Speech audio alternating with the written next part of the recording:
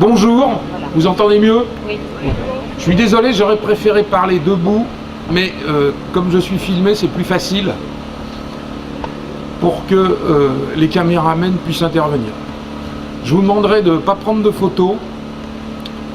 C'est une situation un peu difficile pour moi, puisque en général j'ai toujours eu l'habitude, je suis déjà venu à Civitas, mais je parle toujours dans des lieux fermés. Et vu mes activités de journaliste d'investigation, je préfère qu'on ne prenne pas de photos de moi, parce que je dirais que pour les personnes qui sont ici et qui ont pu lire certains de mes livres, je peux vous assurer que c'est une question de survie. Ce que cet épisode que vous êtes en train de vivre, que nous sommes en train de vivre, me suggère un autre événement inversé qui s'est déroulé pendant un certain nombre de mois, il y a à peu près 3 ans. Ça se déroulait place de la Concorde, et le 4e mercredi de chaque mois, des militants antimondialistes ou altermondialistes, en général d'extrême gauche, mais également certains militants nationalistes, faisaient une protestation silencieuse, place de la Concorde, devant l'Automobile Club de France, où se réunissait le Club Le Siècle.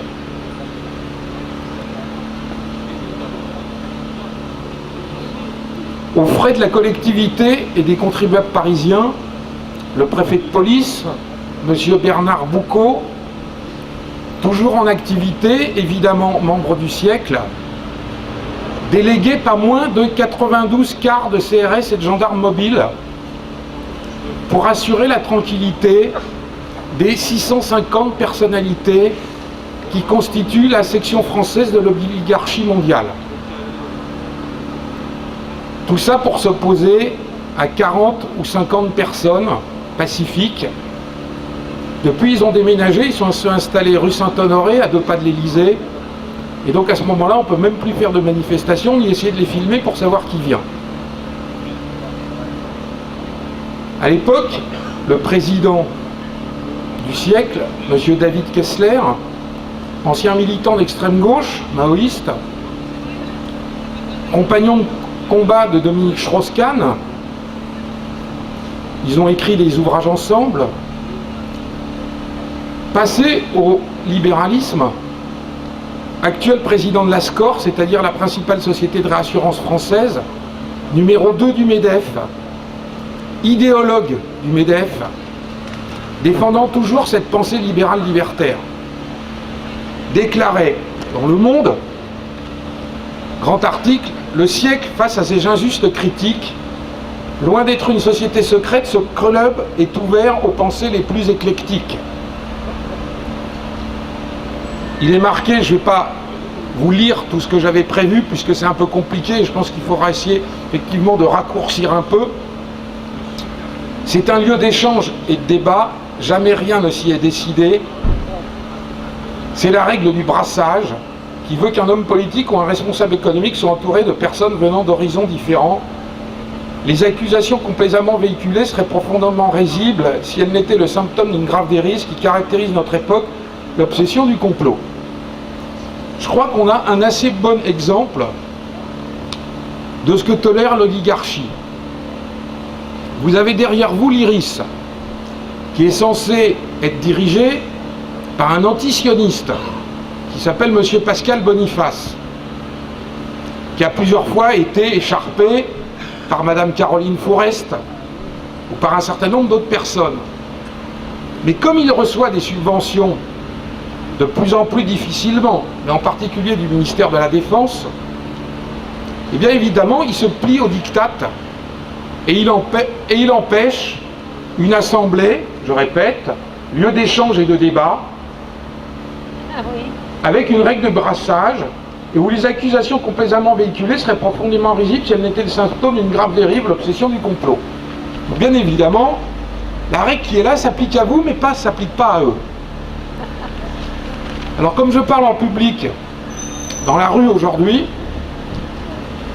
Je vais juste vous citer quelques personnes pour définir un peu ce que c'est l'oligarchie. Donc je vais vous citer un géographe de gauche, qui à mon avis est quelqu'un de compétent comme M. Juilly, qui s'occupe de la fracture française. C'est Emmanuel Todd. Si vous avez l'occasion de lire les articles ou les livres d'Emmanuel Todd, c'est quelqu'un de sérieux. Il est interrogé sur la crise financière mondiale et il explique que l'État est lié au service d'une oligarchie liée au marché. C'est pas un fou, il est professeur, école des hautes études en sciences sociales, c'est quelqu'un dont les ouvrages sont traduits à l'étranger, dans le monde entier, écrivain universitaire, il est reconnu.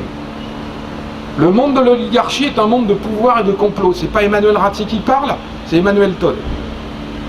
En état de l'État grec à trafiquer ses comptes, Goldman Sachs s'est comporté en usurier. Maintenant, ce qu'on appelle aider la Grèce, c'est les maintenir en état d'être rançonnés. La crise de la zone euro n'a pas été créée par la nonchalance des débiteurs, mais par l'agressivité des prêteurs.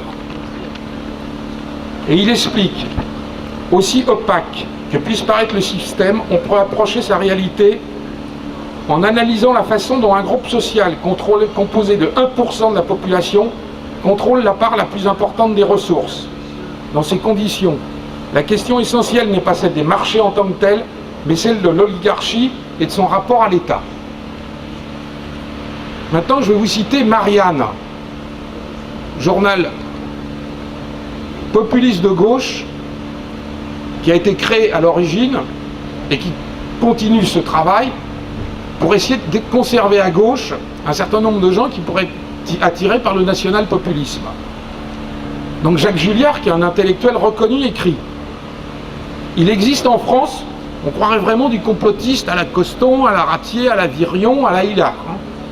Il existe en France une élite de l'élite, une super élite coiffant les élites particulières, qui fait régner une connivence de tous les instants entre la banque, les affaires, l'administration, la politique, le barreau, les arts et lettres, parfois le journaliste, l'édition, l'université. Tous ces gens-là échangent des points de vue, des informations, des adresses, des services, des fonctions, des femmes ou des hommes, évidemment, des appartements divers et l'été des villas au bord de mer. Beaucoup de dirigeants politiques en font partie, faut-il en parler? Je pense que oui, tant dans ce domaine, la France vit dans l'hypocrisie et le mensonge. Mais évidemment, à l'époque, quand il écrivait ça, il ne donnait pas la clé. La clé, il la donne le 4 juin 2011. Si vous ne me croyez pas, allez faire un tour à condition que vous vous laissez entrer à l'Automobile Club, un soir où le siècle, le club de cette super classe dirigeante, se réunit pour dîner. À défaut, vous verrez au moins les chauffeurs des limousines noires qui attendent patiemment la sortie de leur maître. À l'intérieur, des hommes en costume gris, quelques femmes en tailleur sobre, échangent des opinions, des adresses, des tuyaux, des services. Et ce qui est assez drôle, c'est parce qu'évidemment, il se recopie comme c'est un feignant. Je vais vous relire ce qu'il a déjà écrit 2 ans avant. Parfois des fonctions, des positions sociales, voire des amants ou des maîtresses. Dans ce milieu fermé où les socialistes ont leur place à côté des gros bataillons de la droite, fermente l'idéologie de la classe dominante. Modernisme, bien-pensance sociale et culturelle, conformisme économique, respect absolu de la puissance de l'argent. La pensée unique est là et bien là. Il existe derrière les apparences successives des combinaisons ministérielles, un gouvernement de facto, un gouvernement invisible, des élites financières et institutionnelles. Par leurs idées, les élites de gauche appartiennent encore à la gauche, c'était il y a 2 ans, maintenant on sait que c'est faux, 3 ans, mais que sont les idées sans les mœurs?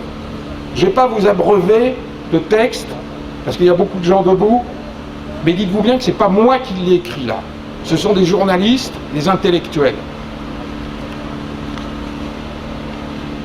Comme j'ai envie, on peut le dire, comme certains d'entre vous je le pense, de faire un peu sauter la baraque. C'est nécessaire. Et je ne vais pas abuser de votre temps. Si je retrouve mon petit papier, que j'espère pas avoir oublié.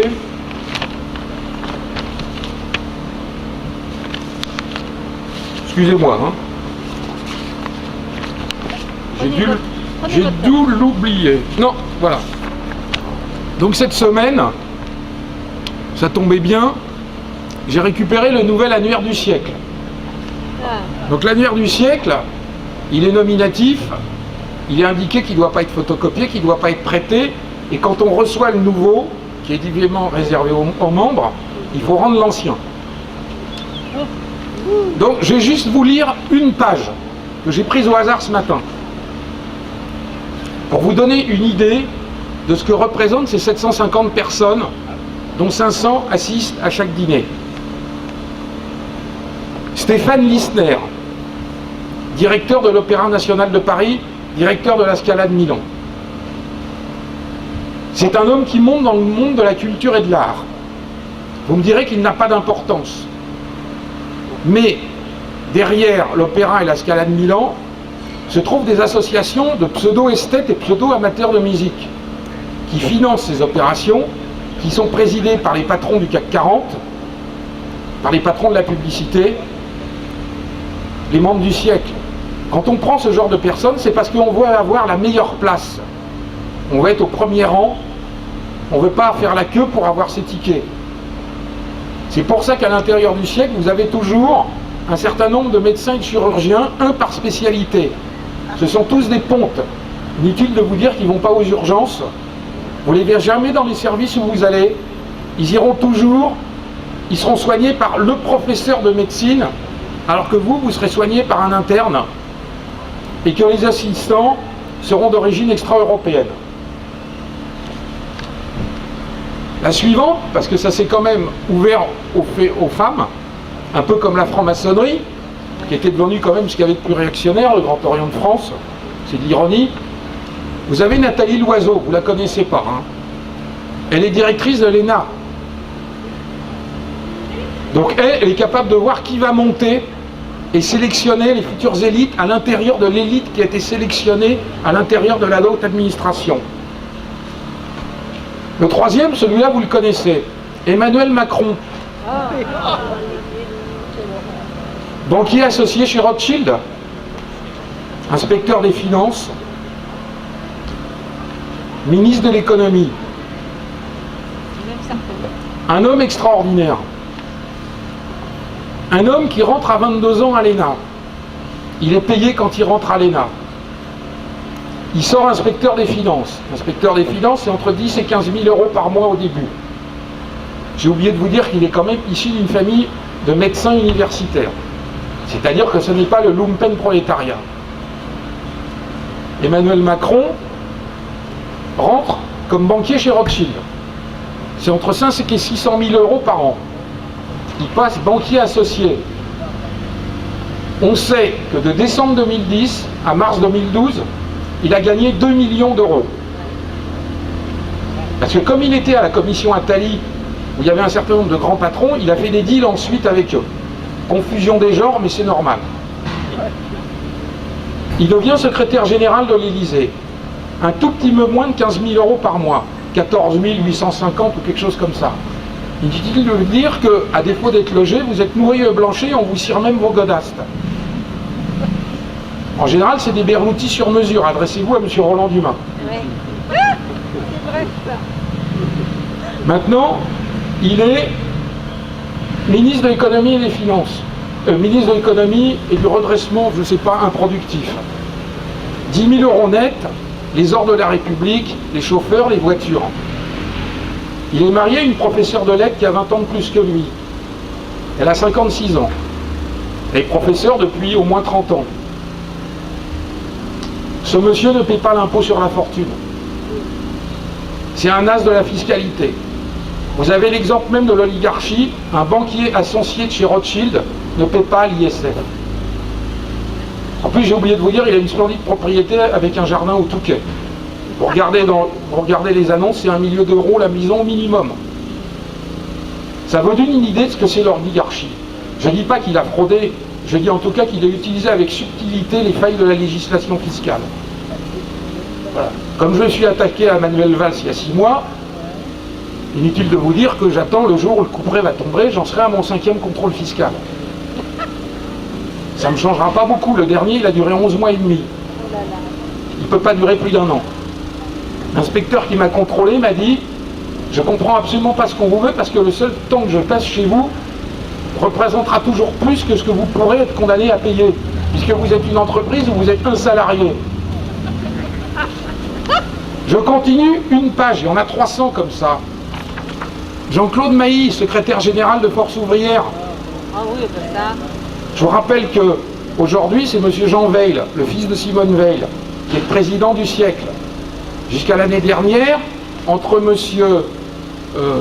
Kessler et M. Veil, on nage un peu dans les mêmes eaux. Vous avez eu un ovni, Nicole Notta. À partir du moment où l'oligarchie a été mise en cause, ils ont propulsé à la direction, à la présidence du siècle, pour faire social, Nicole Notta, ex-secrétaire de la CFDT, qui survit en ayant créé une société de notation éthique. C'est-à-dire, je vais être désagréable, mais de la branlette intellectuelle. C'est-à-dire qu'on fait le prorata du nombre d'hommes et de femmes, de LGBT à l'intérieur des entreprises, de l'association et des subventions aux associations antiracistes, le développement durable, etc., etc., qui ne représentent rien, alors que les salariés sont toujours plus exploités dans les entreprises que jamais.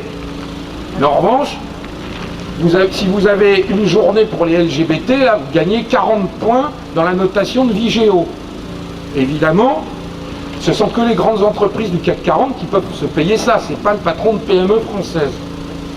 Donc en fait, Madame Nicole Notta, qui était secrétaire générale de la CFDT, qui dînait une fois par mois avec les grands patrons des MEDEF, les derniers à être favorables à l'immigration, parce que même l'extrême gauche n'est plus, il n'y a plus que le MEDEF à y être favorable, dînait tous les mois, et aujourd'hui, vous avez Jean-Claude Mailly, qui prétend être indépendant, qui dîne avec les grands patrons du CAC 40, les ministres.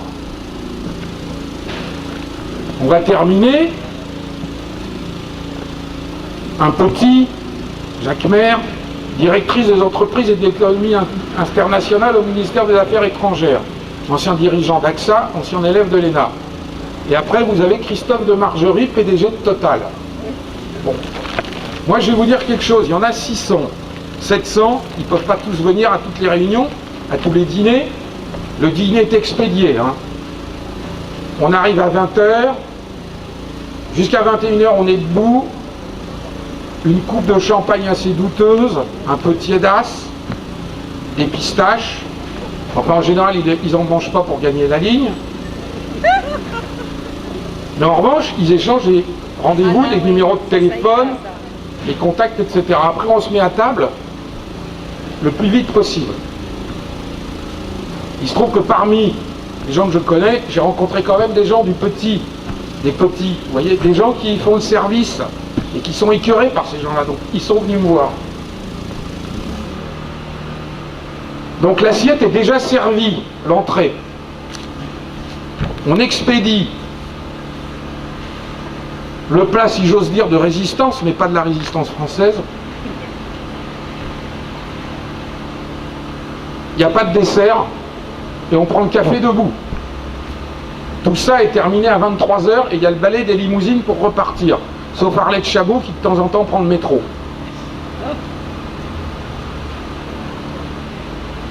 J'ai rencontré plusieurs membres du siècle, dont même certains votent mal. C'est-à-dire comme moi et sans doute comme un certain nombre de gens ici comme vous. Quand vous discutez avec eux, j'en ai pas rencontré beaucoup. Hein. Ils vous disent non mais on discute, on parle, on échange des idées. Moi je leur dis c'est quand même étonnant parce que vous gagnez 1500 € à la minute travaillée. Quand vous avez des salaires au-dessus d'1 million d'euros par an, hein, et que tout est pris en charge plus les frais, quoi. Moi je comprends pas pourquoi vous vous retrouvez dans un truc où vous mangez mal et où vous passez votre temps à discuter et vous revenez tous les mois. Pourquoi est-ce que les préfets qui en sont membres, quand ils sont à Marseille, prennent leurs 2 journées pour remonter et redescendre et y assister à chaque fois? Pourquoi quand vous êtes PDG du CAC 40, que vous êtes au bout du monde, vous revenez pour assister à ces dîners? À chaque fois c'est le même cas, la personne demande l'addition, la paye, parce que évidemment c'est pas moi qui vais payer, et il s'en va. Je vais vous donner un autre exemple, dont Pierre Hillard vous parlera sans doute cet après-midi. le club de Bilderberg. Ah, celui-là. Je publie une lettre d'information depuis 18 ans, j'ai jamais eu un procès, j'en parle, je donne la liste tous les ans. Vous allez sur internet, ça s'appelle Faits et Documents, vous y trouverez des renseignements si vous voulez vous abonner. Ce qui est extraordinaire, bon, c'est que le groupe de Bilderberg, comme la commission trilatérale et 2 ou 3 autres cercles encore plus secrets, c'est vraiment la quintessence du mondialisme. Alors, voilà, je prends un article de 2011. Théorie du complot. Le club de Bilderberg nourrit des fantasmes paranoïaques ridicules. Et puis, vous avez, c'est paru sur Atlantico. Hein. Atlantico, c'est un site conservateur sarkozyste, pour simplifier. Donc vous avez un chercheur qui s'appelle Olivier Roy, donc évidemment CNRS, etc., et qui est invité. Et il dit, question du journalisme. Club Bilderberg, dîner du siècle, n'existe-t-il pas trop de ces lieux où règne le secret dans lesquels se rencontre le dirigeant? Et ce qui est extraordinaire, c'est la personne là. Le dîner du siècle, c'est différent. Il s'agit là de connivence. Vous voyez, la connivence est très forte au dîner du siècle. Bilderberg, c'est différent car ses membres ne se voient qu'une fois par an. Tous les gens, ils bottent en touche en disant c'est pas moi, c'est l'autre.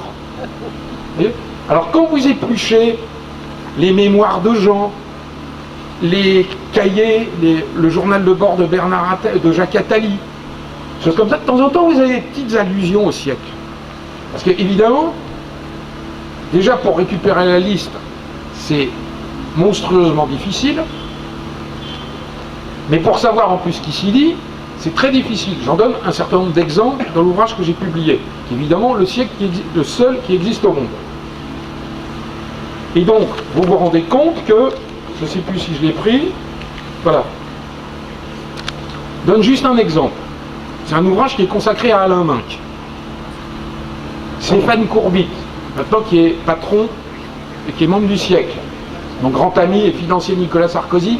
Nicolas Sarkozy circule dans ses avions quand il a besoin d'aller faire une conférence très très bien payée, de 150 à 350 000 euros au Congo. Enfin, il ne risque pas d'aller au Sierra Leone en ce moment, ou en Suisse, ou ce genre de choses. Mais il est au siècle. Stéphane Courbit est l'ancien patron d'Endemol. Endemol, c'est-à-dire la télé trash, hein, la télé-réalité. C'est pour ça qu'il faut jeter sa télévision par la fenêtre.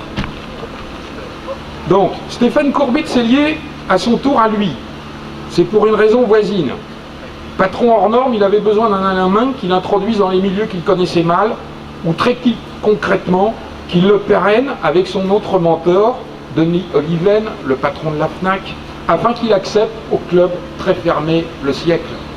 Inutile de vous dire que ce sont des renvois d'ascenseur. Bien sûr. Ce ne sont que... Il n'y a aucun complot. Si vous voulez, le siècle, c'est une centrale électrique.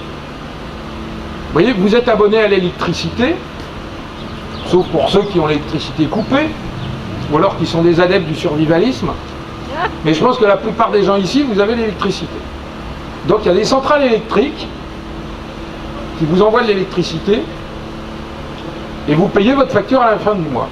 Le siècle, c'est exactement comme une centrale électrique, mais le courant n'est servi qu'aux membres du siècle. C'est une super centrale de pouvoir. Ce sont des gens qui y rentrent parce qu'ils ont déjà du pouvoir, certains beaucoup, d'autres moins, qui sont sélectionnés. Je ne vais pas vous répéter ce qu'il y a dans mon livre et que vous pouvez éventuellement trouver sur internet, parce qu'évidemment mon livre a été pillé. Ce sont des gens qui ont du pouvoir et qui veulent du pouvoir encore plus. Ce sont des gens, c'est le principe même de l'oligarchie. On a toujours plus de pouvoir dans tous les domaines, notamment financiers, et on les redistribue à personne d'autre.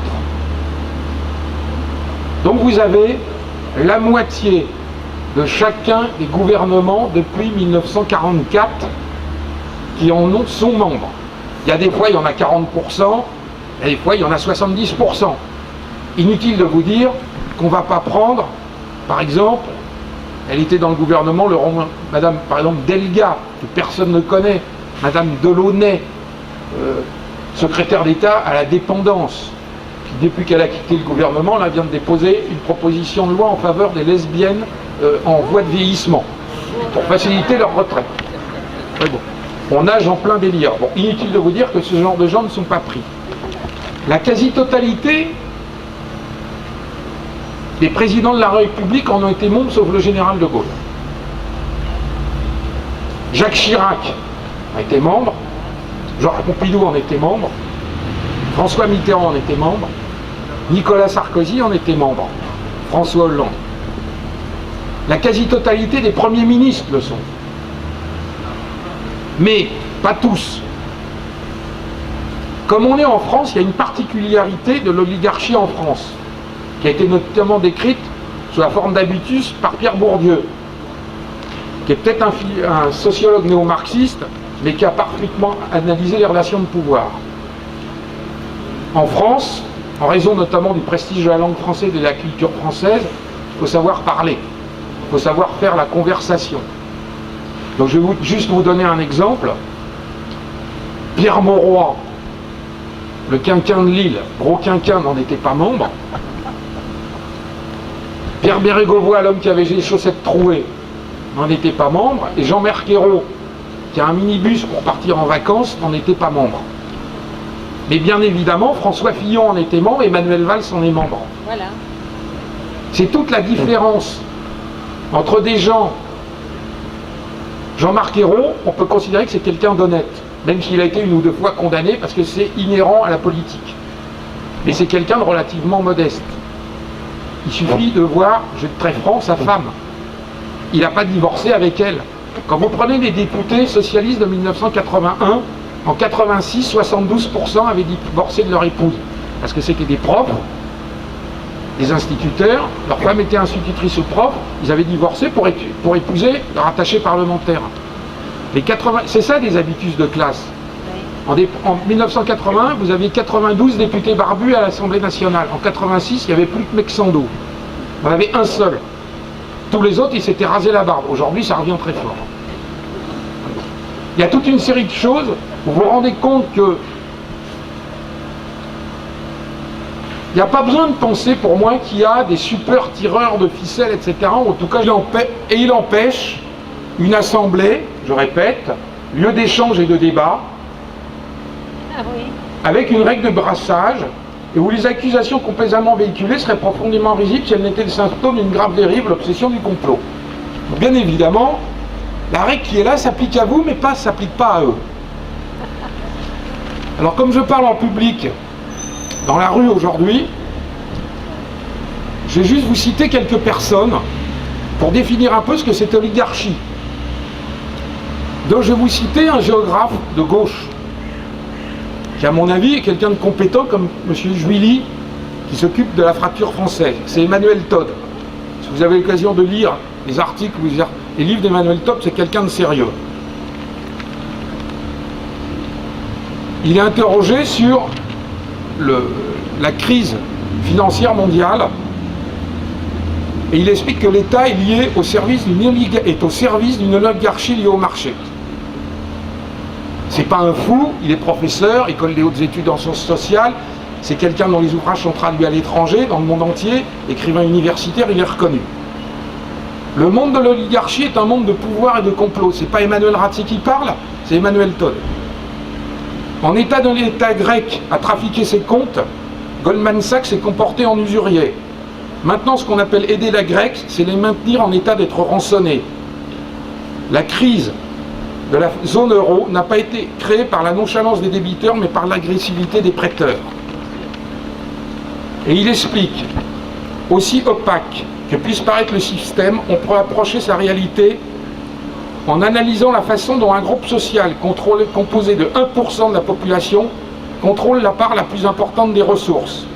Dans ces conditions, la question essentielle n'est pas celle des marchés en tant que tels, mais celle de l'oligarchie et de son rapport à l'État. Maintenant, je vais vous citer Marianne, journal populiste de gauche, qui a été créé à l'origine et qui continue ce travail pour essayer de conserver à gauche un certain nombre de gens qui pourraient être attirés par le national-populisme. Donc Jacques Julliard, qui est un intellectuel reconnu, écrit « Il existe en France On croirait vraiment du complotiste à la Coston, à la Ratier, à la Virion, à la Hillard. Il existe en France une élite de l'élite, une super élite coiffant les élites particulières, qui fait régner une connivence de tous les instants entre la banque, les affaires, l'administration, la politique, le barreau, les arts et lettres, parfois le journalisme, l'édition, l'université.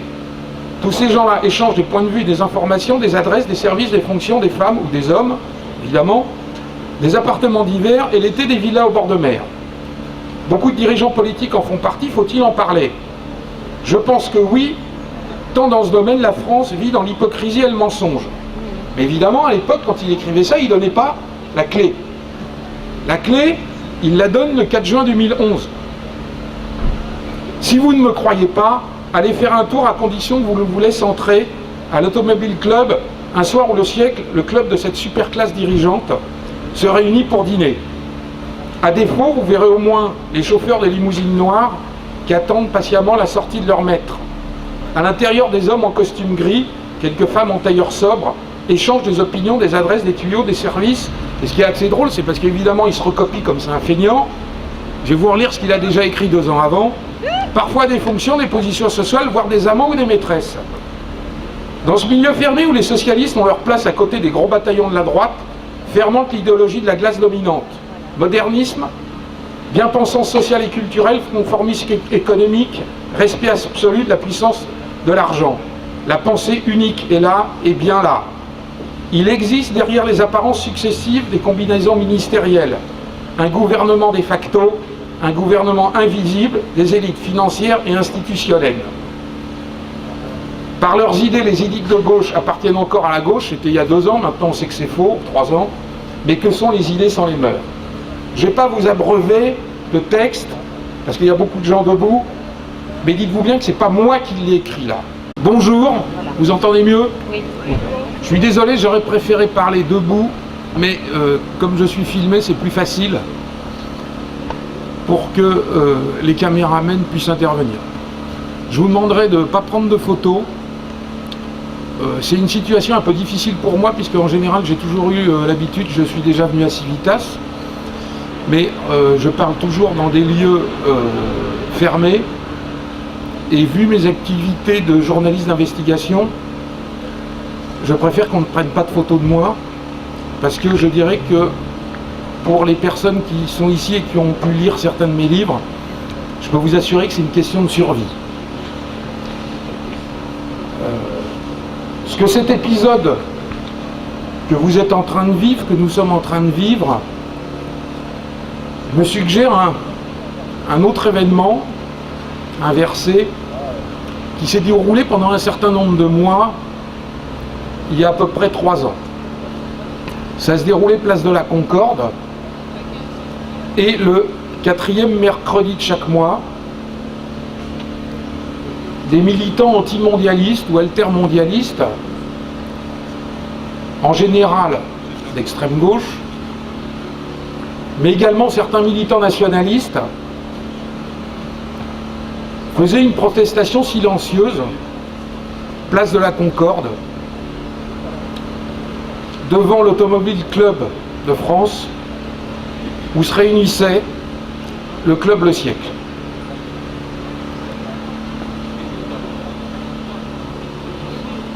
Aux frais de la collectivité et des contribuables parisiens, le préfet de police, M. Bernard Boucaud, toujours en activité, évidemment membre du Siècle, délégué pas moins de 92 quarts de CRS et de gendarmes mobiles pour assurer la tranquillité des 650 personnalités qui constituent la section française de l'oligarchie mondiale. Tout ça pour s'opposer à 40 ou 50 personnes pacifiques. Depuis, ils ont déménagé, ils sont installés rue Saint-Honoré, à 2 pas de l'Élysée. Et donc à ce moment-là, on ne peut même plus faire de manifestation, ni essayer de les filmer pour savoir qui vient.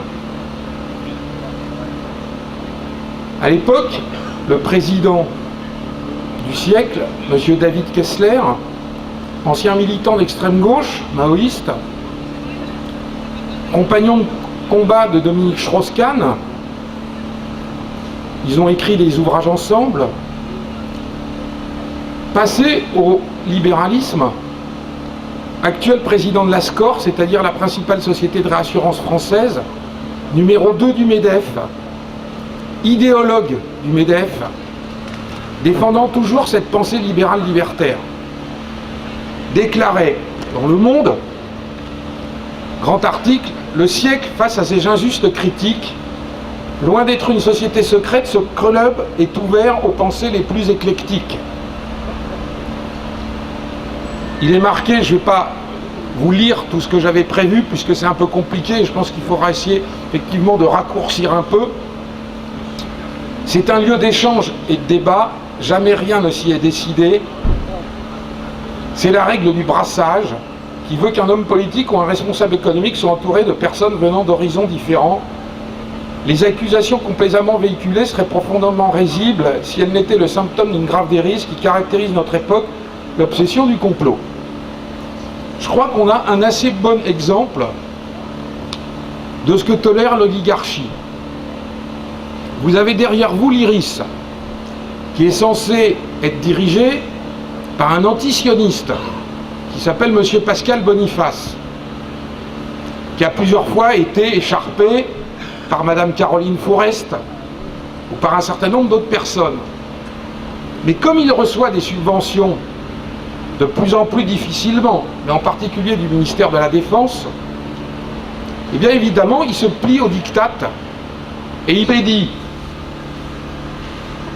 le plat, si j'ose dire, de résistance, mais pas de la résistance française. Il n'y a pas de dessert et on prend le café debout.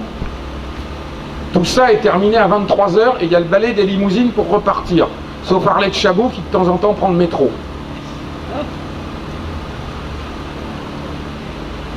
J'ai rencontré plusieurs membres du siècle, dont même certains votent mal. C'est-à-dire comme moi et sans doute comme un certain nombre de gens ici comme vous. Quand vous discutez avec eux, j'en ai pas rencontré beaucoup, hein. Ils vous disent non mais on discute, on parle, on échange des idées.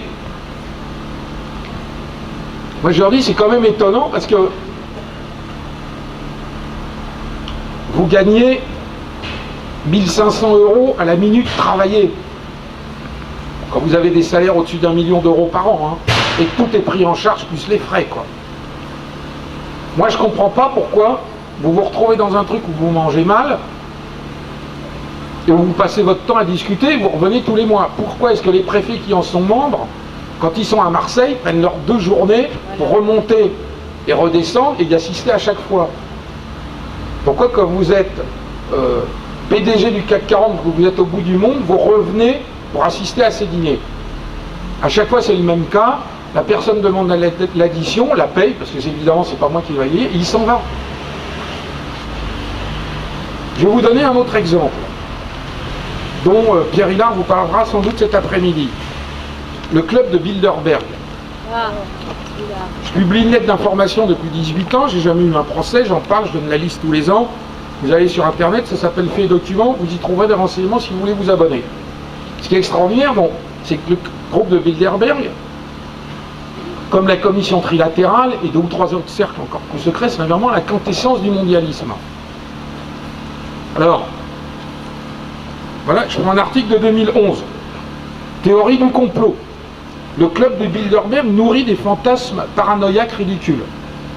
Et puis, vous avez, c'est paru sur Atlantico, hein. Atlantico, c'est un site conservateur sarkozyste, pour simplifier.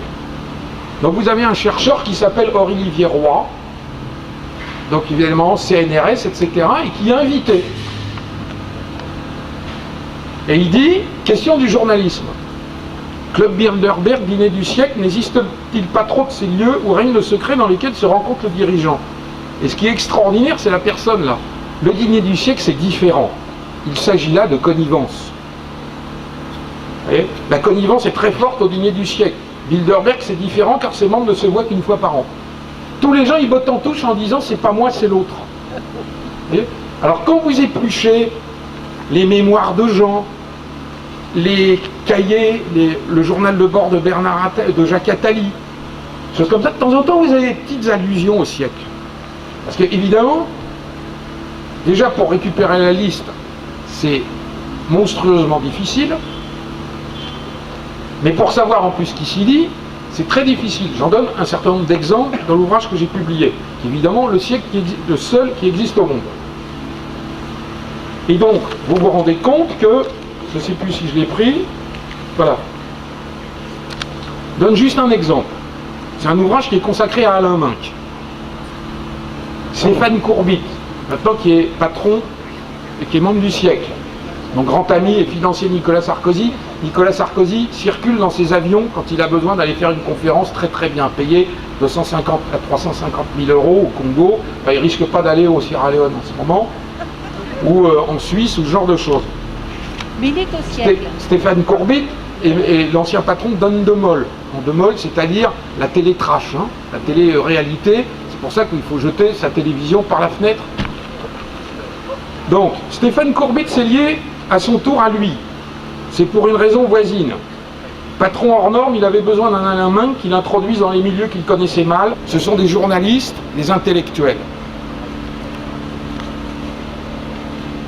Comme j'ai envie, on peut le dire, comme certains d'entre vous, je le pense, de faire un peu sauter la baraque. C'est nécessaire. Et je ne vais pas abuser de votre temps. Si je retrouve mon petit papier, que j'espère pas avoir oublié.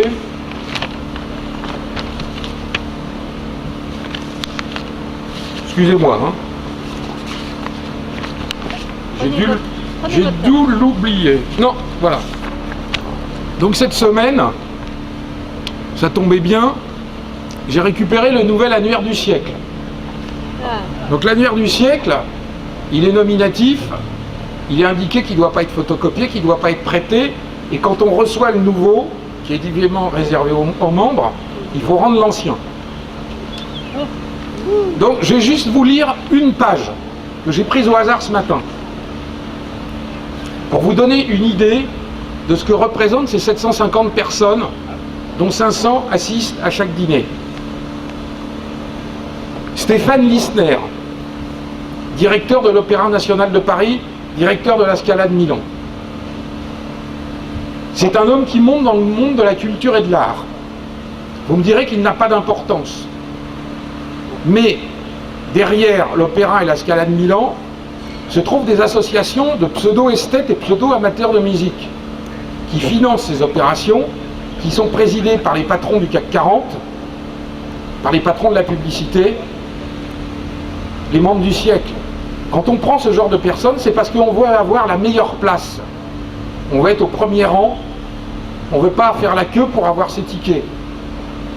C'est pour ça qu'à l'intérieur du siècle, vous avez toujours un certain nombre de médecins et de chirurgiens, un par spécialité. Ce sont tous des pontes. Inutile de vous dire qu'ils ne vont pas aux urgences. Vous ne les verrez jamais dans les services où vous allez. Ils iront toujours, ils seront soignés par le professeur de médecine, alors que vous serez soigné par un interne, et que les assistants seront d'origine extra-européenne. La suivante, parce que ça s'est quand même ouvert aux femmes, un peu comme la franc-maçonnerie, qui était devenue quand même ce qu'il y avait de plus réactionnaire, le Grand Orient de France, c'est de l'ironie. Vous avez Nathalie Loiseau, vous ne la connaissez pas, hein. Elle est directrice de l'ENA. Donc elle est capable de voir qui va monter et sélectionner les futures élites à l'intérieur de l'élite qui a été sélectionnée à l'intérieur de la haute administration. Le troisième, celui-là vous le connaissez, Emmanuel Macron. Banquier associé chez Rothschild, inspecteur des finances, ministre de l'économie. Un homme extraordinaire. Un homme qui rentre à 22 ans à l'ENA. Il est payé quand il rentre à l'ENA. Il sort inspecteur des finances. Inspecteur des finances, c'est entre 10 et 15 000 euros par mois au début. J'ai oublié de vous dire qu'il est quand même issu d'une famille de médecins universitaires. C'est-à-dire que ce n'est pas le lumpen prolétariat. Emmanuel Macron rentre comme banquier chez Rothschild. C'est entre 5 et 600 000 euros par an. Il passe banquier associé. On sait que de décembre 2010 à mars 2012, il a gagné 2 millions d'euros. Parce que comme il était à la commission Attali, où il y avait un certain nombre de grands patrons, il a fait des deals ensuite avec eux. Confusion des genres, mais c'est normal. Il devient secrétaire général de l'Élysée. Un tout petit peu moins de 15 000 euros par mois. 14 850 ou quelque chose comme ça. Inutile de dire qu'à défaut d'être logé, vous êtes nourri et blanchi et on vous cire même vos godastes. En général, c'est des berloutis sur mesure. Adressez-vous à M. Roland Dumas. Oui. C'est vrai ça. Maintenant, il est ministre de l'économie et des finances. Ministre de l'économie et du redressement, je ne sais pas, improductif. 10 000 euros net, les ordres de la République, les chauffeurs, les voitures. Il est marié à une professeure de lettres qui a 20 ans de plus que lui. Elle a 56 ans. Elle est professeure depuis au moins 30 ans. Ce monsieur ne paie pas l'impôt sur la fortune. C'est un as de la fiscalité. Vous avez l'exemple même de l'oligarchie. Un banquier associé de chez Rothschild ne paie pas l'ISF. En plus, j'ai oublié de vous dire, il a une splendide propriété avec un jardin au Touquet. Vous regardez les annonces, c'est 1 million d'euros la maison au minimum. Ça vous donne une idée de ce que c'est l'oligarchie. Je ne dis pas qu'il a fraudé, je dis en tout cas qu'il a utilisé avec subtilité les failles de la législation fiscale. Voilà. Comme je me suis attaqué à Manuel Valls il y a 6 mois, inutile de vous dire que j'attends le jour où le couperet va tomber, j'en serai à mon 5e contrôle fiscal. Ça ne me changera pas beaucoup. Le dernier, il a duré 11 mois et demi. Il ne peut pas durer plus d'1 an. L'inspecteur qui m'a contrôlé m'a dit « Je comprends absolument pas ce qu'on vous veut parce que le seul temps que je passe chez vous représentera toujours plus que ce que vous pourrez être condamné à payer, puisque vous êtes une entreprise où vous êtes un salarié. » Je continue une page, il y en a 300 comme ça. Jean-Claude Mailly, secrétaire général de Force ouvrière. Ah oui, ben ça. Je vous rappelle qu'aujourd'hui, c'est M. Jean Veil, le fils de Simone Veil, qui est le président du siècle. Jusqu'à l'année dernière, entre M. Kessler et M. Veil, on nage un peu dans les mêmes eaux, vous avez eu un ovni, Nicole Notat.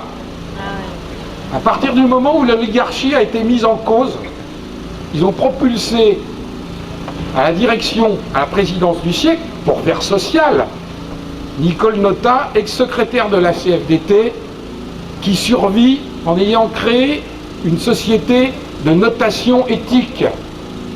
C'est-à-dire, je vais être désagréable, mais de la branlette intellectuelle. C'est-à-dire qu'on fait le prorata du nombre d'hommes et de femmes, de LGBT à l'intérieur des entreprises, de l'association et des subventions aux associations antiracistes, le développement durable, etc., etc., qui ne représentent rien, alors que les salariés sont toujours plus exploités dans les entreprises que jamais. Mais en revanche, si vous avez une journée pour les LGBT, là, vous gagnez 40 points dans la notation de Vigéo. Évidemment, ce sont que les grandes entreprises du CAC 40 qui peuvent se payer ça, c'est pas le patron de PME française.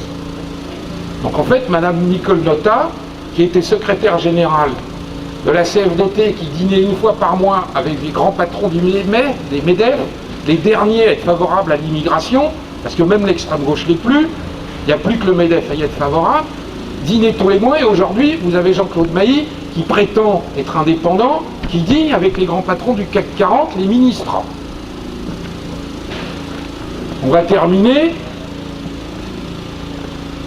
Un petit, Jacques Maire, directrice des entreprises et de l'économie internationale au ministère des Affaires étrangères, ancien dirigeant d'AXA, ancien élève de l'ENA. Et après, vous avez Christophe de Margerie, PDG de Total. Bon. Moi, je vais vous dire quelque chose. Il y en a 600. 700, ils ne peuvent pas tous venir à toutes les réunions, à tous les dîners. Le dîner est expédié. Hein. On arrive à 20h. Jusqu'à 21h, on est debout. Une coupe de champagne assez douteuse, un peu tiédasse, des pistaches. Enfin, en général, ils n'en mangent pas pour gagner la ligne. Mais en revanche, ils échangent les rendez-vous, les numéros de téléphone, les contacts, etc. Après, on se met à table le plus vite possible. Il se trouve que parmi les gens que je connais, j'ai rencontré quand même des gens des petits, vous voyez, des gens qui font le service et qui sont écœurés par ces gens-là. Donc ils sont venus me voir. Donc l'assiette est déjà servie, l'entrée. On explique